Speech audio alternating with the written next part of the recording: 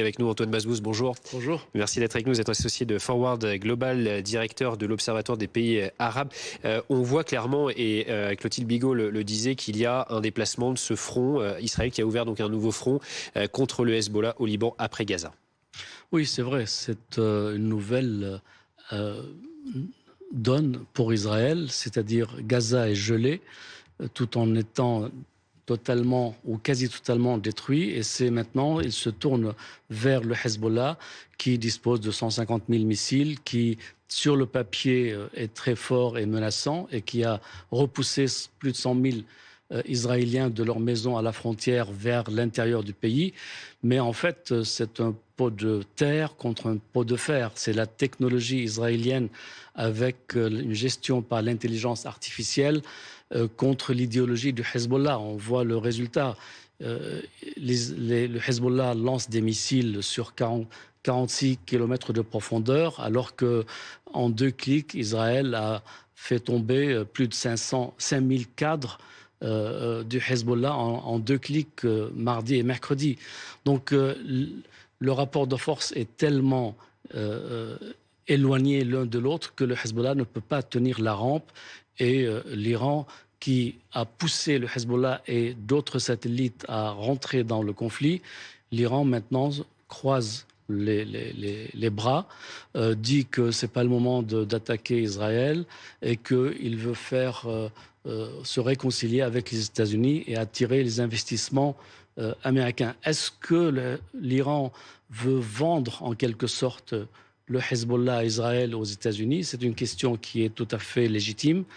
Autre question, comment se fait-il qu'Israël a autant infiltré le Hezbollah au point d'éliminer presque 600 commandants, les 2 chefs d'état-major successifs, et on se demande, est-ce que Nasrallah est à l'abri vraiment? Parce que Akil, qui a été tué vendredi, se trouvait à 20 mètres sous terre, comme le bunker de Nasrallah. Est-ce que l'immensité de cette infiltration de Hezbollah va conduire Israël, a-t-il l'intention d'ailleurs, d'éliminer Nasrallah lui-même? Alors, nous sommes quasiment 1 an après le 7 octobre. Est-ce que finalement, Israël sort vainqueur au bout de ces 11 mois de guerre? D'abord, Israël a pris une énorme claque le 7 octobre. Son renseignement a été humilié par l'infiltration du Hamas, 1200 morts, 250 otages ramenés à Gaza.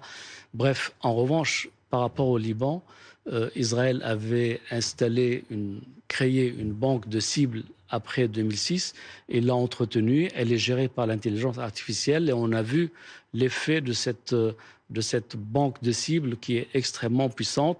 Et d'ailleurs, on découvre que 95%, selon les statistiques de la gendarmerie libanaise, 95% des infiltrés sont au sein du périmètre chiite du Hezbollah et d'Amal, son allié.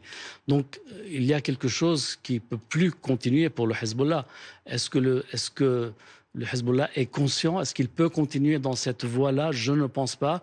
Israël est en train de rétablir, avec un coup extrêmement fort, la dissuasion à l'échelle régionale, parce qu'Israël a une armée pour mener des attaques, des offensives rapides et victorieuses, et pas pour s'installer dans une guerre d'usure comme le voulait l'Iran.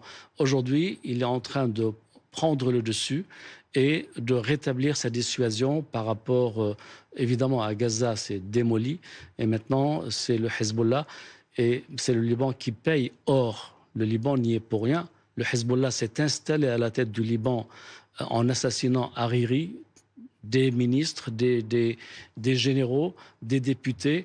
C'est lui qui avait démoli l'ambassade américaine à 2 reprises, le QG américain à Beyrouth et le Drakkar également en 83.